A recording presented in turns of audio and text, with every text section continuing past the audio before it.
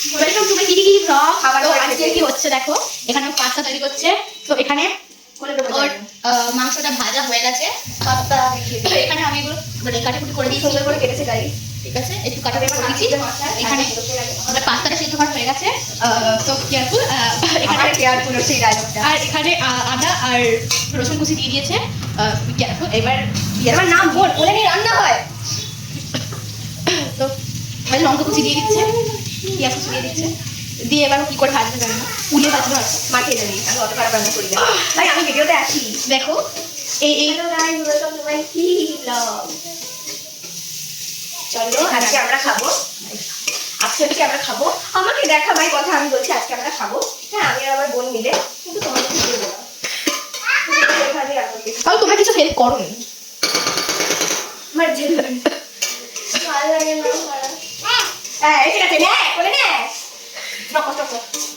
এখানে জিরে গুঁড়ো দিয়ে দিচ্ছে, মানে জিরে গোটা জিরে আর কি, গোটা জিরে দিয়ে দিচ্ছে, মানে মশলাপাতি কত ভালো ছিল, গোটা জিরে দিয়ে দিচ্ছে।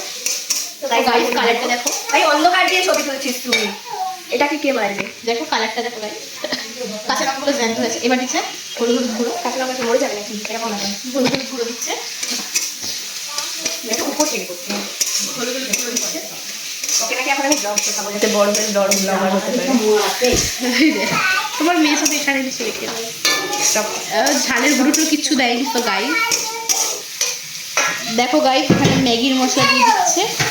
হেভি কিপটা আছে তো একটুখানি পরিমাণে দিল, ওটাকে পাটে পাটে দিতে হয়। তোর মা কিরকম করে বিরিয়ানি করে জানিস না, বিরিয়ানি করে মশলা দিতে হয়। তো গাইস ও এখানে পাস্তার মধ্যে এখন এখানে অনিয়ন।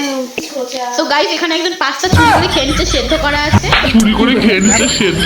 আছে, পাস্তা চুরি করে খেয়ে নিচ্ছে। দেখো দেখো হাত কি করছে। ঠিক আছে, এখানে ঝালের গুঁড়ো দিয়ে দিচ্ছে, মানে লঙ্কার গুঁড়ো।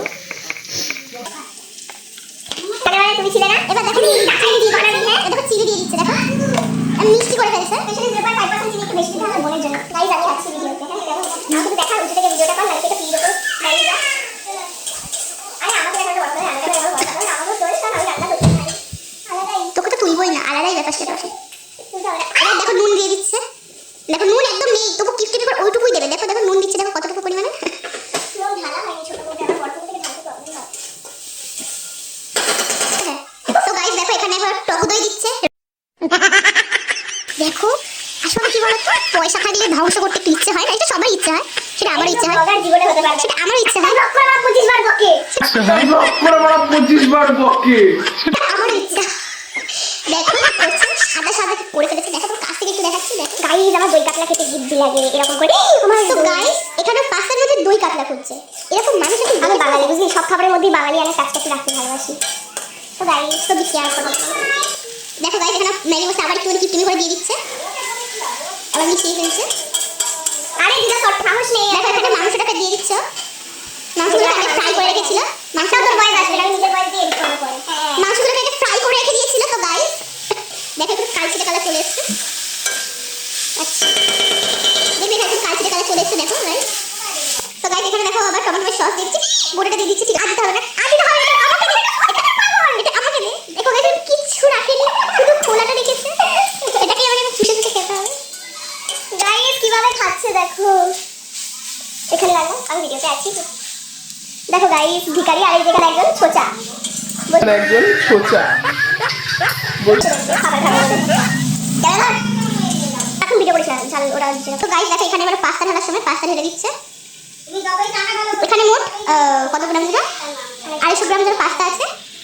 তো 250 গ্রামের মধ্যে মনে হয় 50 গ্রাম শেষ হয়ে গেছে একটা চোরের জন্য। এটাকে মিশিয়ে দিই, এটাকে একটু মিশিয়ে নেওয়া হচ্ছে। তো গাইস তোমরা দেখো এবার দেখো ম্যাগি মশলাটা দিয়ে দিচ্ছে, সবটা দিয়ে দিলে এবার বেরোচ্ছে না কেন রে, গাইস বেরোবে কি করে, সব কিছু পানি পড়ছে।